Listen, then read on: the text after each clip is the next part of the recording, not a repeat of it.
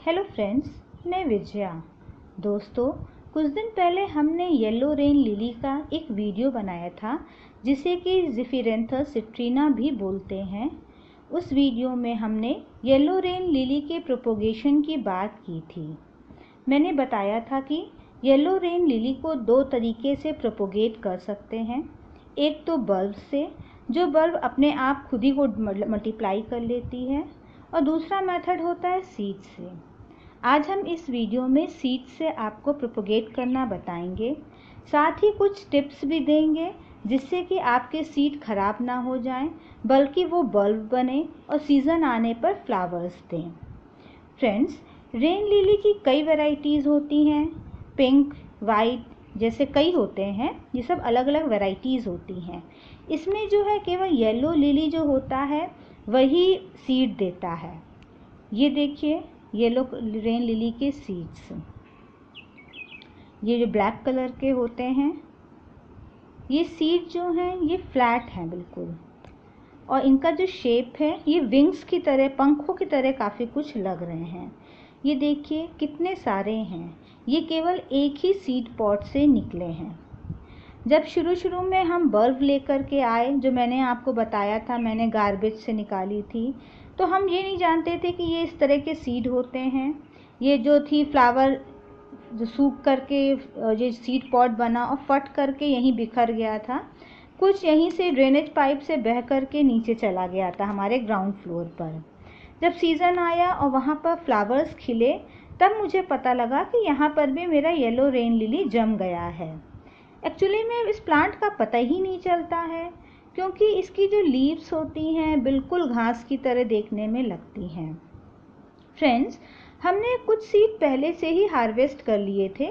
फिर हमें ध्यान आया कि मैं आपको भी दिखा दूं, ताकि आप भी अपने सीड निकाल करके मनपसंद जगह पर उसको लगा सकें।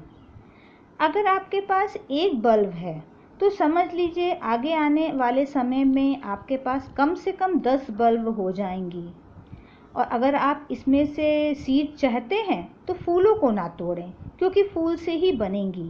जब फूल सूख जाता है, ड्राई हो जाता है, तब उसके बेस में नीचे की तरफ ये सीड पॉड बनता है। पहले ये सीड पॉड थोड़ा छोटा रहता है, बाद में कुछ दिन बाद ये बड़ा होकर के फूट जाता है, पक जाता है। ये देखिए पका हुआ सीड पॉड है। फ्रेंड्स, सीड पॉड को पूरी तरह से मैच्योर होने में 1 हफ्ता या कभी कभी 10 दिन भी लगता है। मेनली ये क्लाइमेट पर डिपेंड करता है। अगर जो है गर्मी ज़्यादा पड़ रही है तो ये जल्दी पक जाते हैं, और जहाँ बरसात ज़्यादा हो रही है या ठंडा कंपेरेटिवली है, वहाँ ये 10 दिन में भी पकते हैं। इसलिए थोड़ा आपको ध्यान रखना पड़ेगा। अगर आप चूक गए तो आप समझिएगा कि एक भी सीड हाथ नहीं आएगा, क्योंकि अगर ये सूख जाता है और कुछ दिन पड़ा रह गया तो ये बिल्कुल फ्लैट हो जाता है। अलग अलग गमलों में भी जा कर के ये छिटक करके जम जाएगा, और सब प्लांट्स आपको अलग अलग मिलेंगे। इसलिए इस चीज़ का ध्यान रखिएगा। सूखने पर ये होता है हल्का सा फट जाता है, तब इसे निकाल सकते हैं।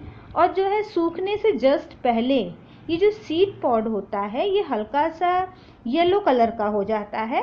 उससे पता लग जाता है, ये देखिए येलो कलर का दिख रहा है आपको, तो ये जो है पकने वाला है, ये कल परसों तक फूट जाएगा।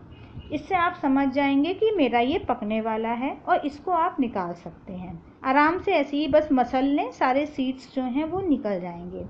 फ्रेंड्स, इसको निकालते समय एक चीज़ का ध्यान रखिएगा। जब भी आप सीड्स निकालें तो किसी कागज़ में निकालें या फिर कॉटन के कपड़े पर निकालें।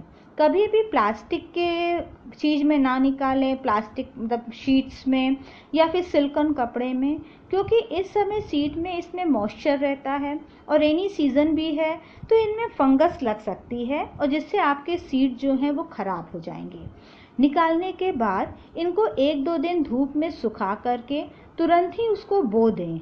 अधिक दिन ना रखें, क्योंकि उससे उनकी जो प्लांट की ग्रोथ है वो उसमें असर आता है, और तुरंत ही बो देने से ये अच्छा रिजल्ट आता है। दोस्तों, इस समय आप अपने तरह से अपने प्लांट को मल्टीप्लाई कर सकते हैं। एक साथ ये फूल खिले हुए बहुत ही सुंदर लगते हैं। बल्ब से भी प्रोपोगेशन होता है, लेकिन सीड की तुलना में धीमे होता है। उम्मीद है दोस्तों पसंद आया होगा। नमस्कार, फिर मिलेंगे आपसे।